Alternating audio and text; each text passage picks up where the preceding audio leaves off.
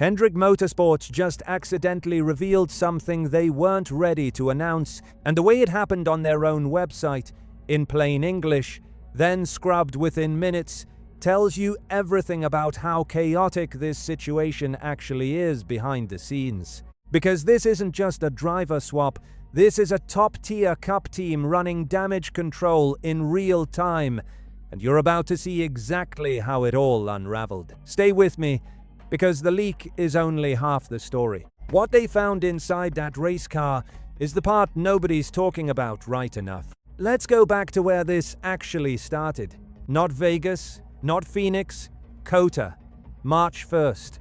Alex Bowman is mid-race, inside a car doing 180 miles per hour, with traffic on every side, and something goes catastrophically wrong with his body. Not fatigue, not a crash, something internal. He had to be pulled from the car while the race was still running. Think about what that means for a second. NASCAR drivers don't give up their seat. That is not in their DNA. These are people who finish races with broken bones, dehydration, blurred vision.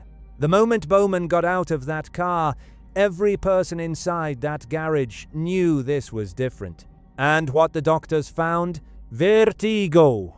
Which sounds manageable until you understand what vertigo actually does to a racing driver specifically. Here's the part that changes how you see this whole situation. Vertigo doesn't just make you dizzy. In a race car, it destroys your reference system entirely. Your braking markers, your corner entry points, your sense of where the wall is, all of it runs through the connection between your eyes and your inner ear. When that system misfires at racing speed, you don't just feel off. You feel like the world is rotating when it isn't. And when you feel that inside a 3,400-pound machine, surrounded by 39 other drivers doing the same speed, that's not a performance issue anymore.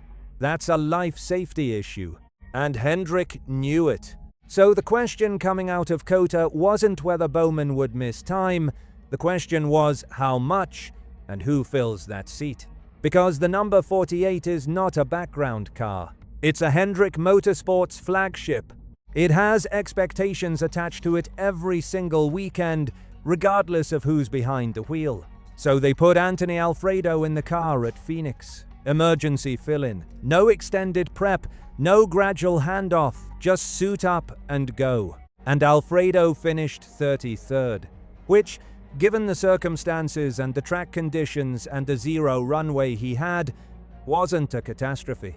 But it wasn't sustainable either, and Hendrick knew that too.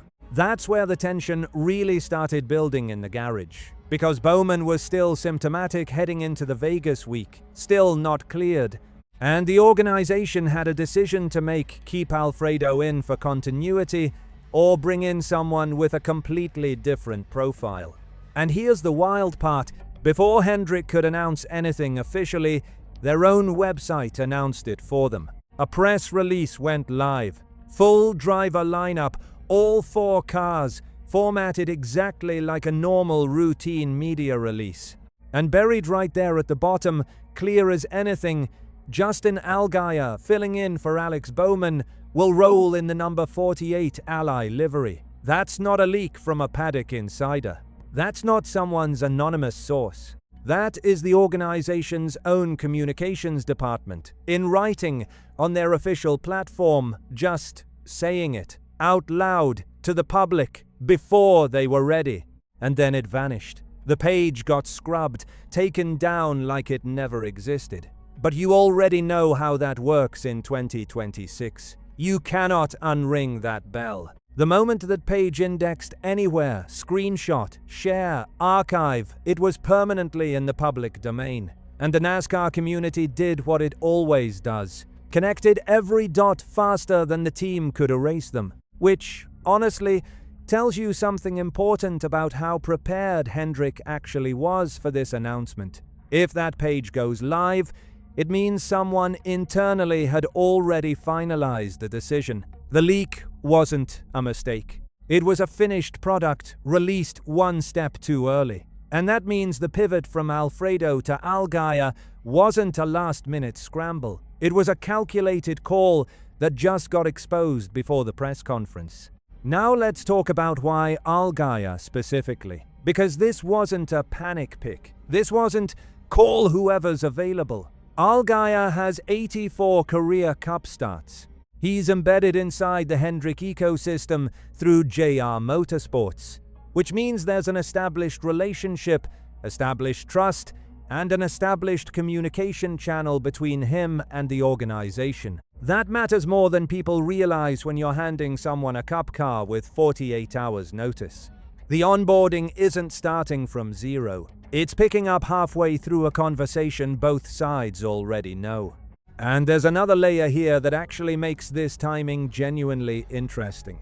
Allgaier just won in the O'Reilly Series at Phoenix. He isn't walking into the 48 cold, he's walking in sharp, with momentum, with his reflexes dialed, with race pace already in his body. That is not nothing. That is actually a significant advantage in a situation like this.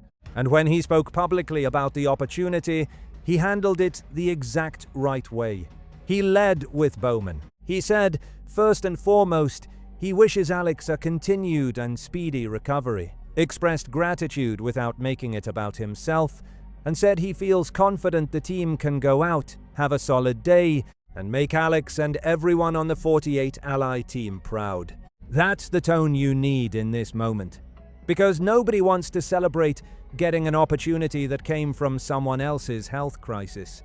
You accept it with humility or the garage notices. But here's the question nobody's fully answered yet, and this is where things get genuinely uncertain. How long does Bowman actually miss? Because Hendrick's official statement from team president and GM Jeff Andrews was deliberately careful, he said Alex continues to work closely with doctors toward being medically cleared, but he's still experiencing some lingering symptoms, and the priority remains making sure Alex is fully ready before returning to the race car. Read that again. Fully ready. Not good enough. Not mostly clear. Fully ready. That language is not accidental. That's a team telling you, in corporate speak, that there is no defined timeline, and they are not going to create one artificially, which is the right call medically, and also the answer that creates the most uncertainty for everyone planning around the 48 program. So what does Vegas actually look like for Allgaier and this crew?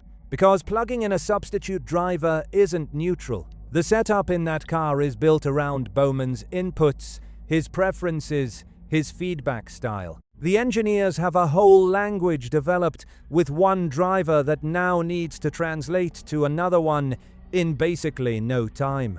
Las Vegas is a high-speed intermediary, long green flag runs, tire degradation windows, aero sensitivity on corner entry that punishes mid-race adjustments. It's not a track where you can just survive on instinct. You need the car underneath you, and Allgaier will be managing that translation process in real time, on race day, in front of a full field. The goal isn't to win, the goal is to run clean, collect stage points where possible, keep the car off the wall, and give this crew a weekend without chaos after 2 straight weeks of it.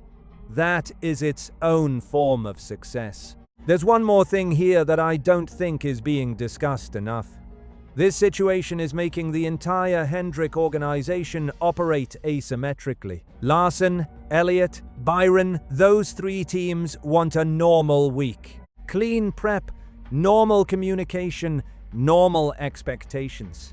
But with the 48 running a substitute, the whole organization absorbs a level of background noise that doesn't exist in a stable 4-car setup. It's not paralyzing. Hendrick is too well run for that. But it's real. And the longer this continues, the more that background noise compounds. Which brings me back to the only number that actually matters right now. How many more races does Bowman miss? 1 more? 3 more? Does Vegas become Phoenix 2? Another rough finish for the 48? Another week of questions? Or does Allgaier actually put together something quietly impressive? Something that makes you wonder why we don't talk about him more at this level? That's the tension heading into the weekend. And I genuinely don't think anyone outside Bowman's medical team knows how this ends. Not Hendrick, not Allgaier, not Andrews. The timeline is owned entirely by the doctors and by Bowman's body. And that's the part that makes this feel bigger than a normal fill-in story. Because this isn't a scheduled absence, it's an open question. And open questions in NASCAR have a way of becoming full-season storylines before anyone realizes it's happening. So I want to know where you're at. Do you think Hendrick made the right call choosing Allgaier over keeping Alfredo in for a second straight week? And be honest, does this feel like a one-race situation to you? Or does something about how carefully Hendrick is talking about this make you think Bowman's road back is longer than the headlines suggest? Drop your take below, because this comment section is going to tell the story better than any press release. Drop a like if you want more of these. We're building this channel race by race, and I'll see you on the other side of Vegas.